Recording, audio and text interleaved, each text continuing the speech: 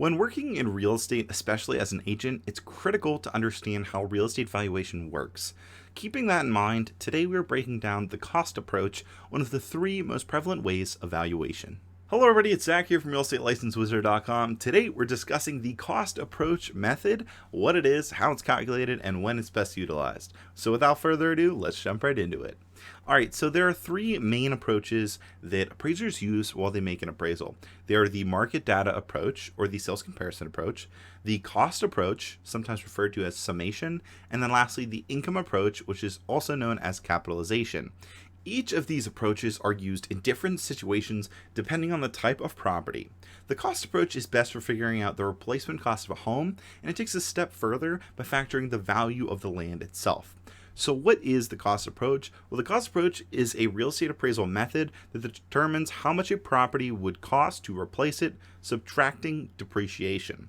The method is based on the concept that a property's price should be determined by the value of the land plus the cost of the building on it, again subtracting depreciation cost. It is the only form of real estate appraisal that does not use the active market to establish a property's value.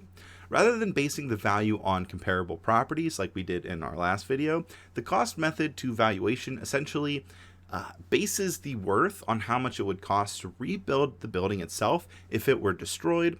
So that is what it's called the replacement cost. This strategy assumes that buyers will not pay more for a building than they would if they had to cover the current price of developing a comparable structure. Now, it's worth mentioning for special purpose or special use buildings like schools, churches, post offices, the cost approach is the best method.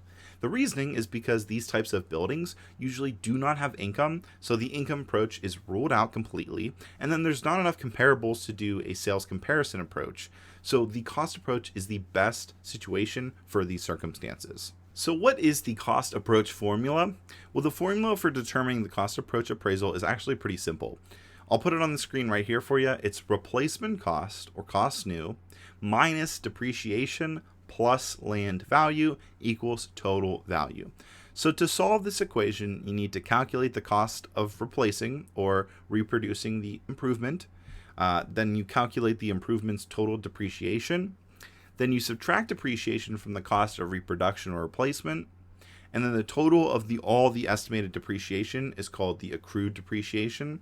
And then after that, you separately calculate the land value. And then from there, you add the structure's depreciation cost to the land value.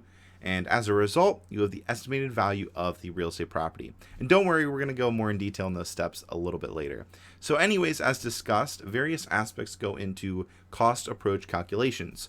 The first thing appraisers must do is find the value of the land in its rawest form. Most appraisers will employ a procedure similar to the sales comparison approach to find this information. Put simply, the appraiser will look at other previously sold property plots in the same market and use that as the land value baseline. So how do you find replacement cost or cost new?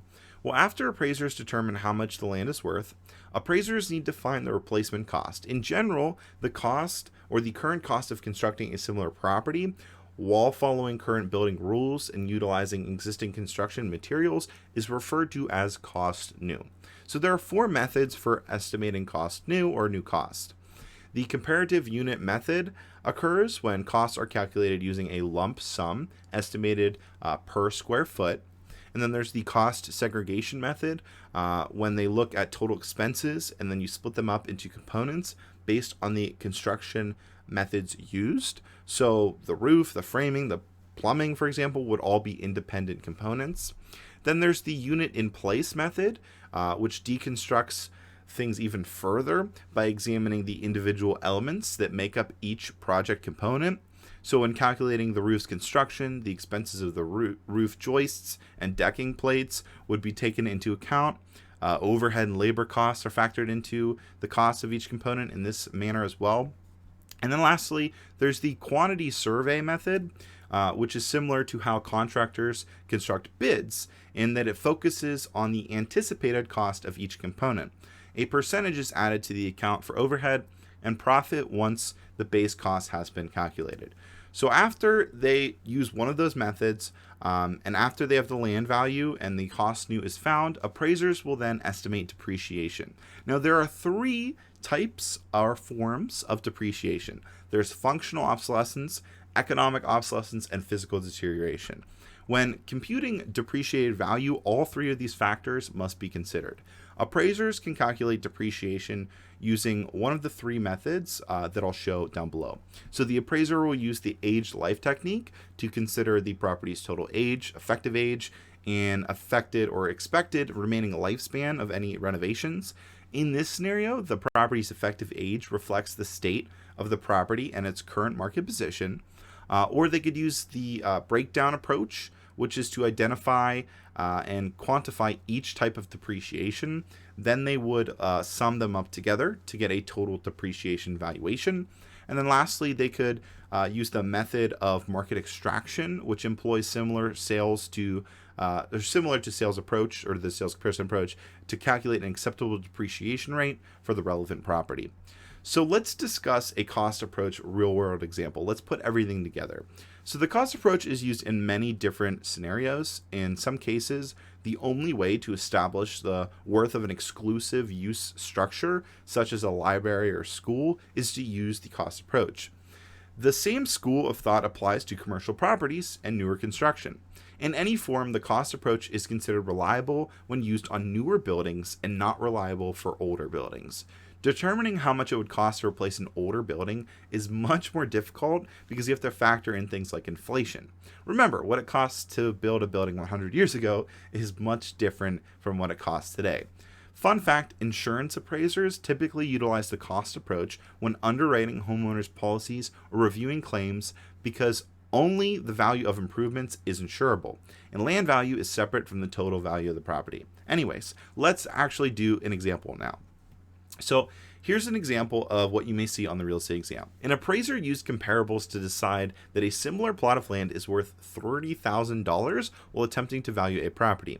He then utilizes the comparative unit method to calculate that the cost of rebuilding a 3,000 square foot home would be $25 per square foot. At the same time, he calculated a depreciation percentage of 25% using the market extraction approach.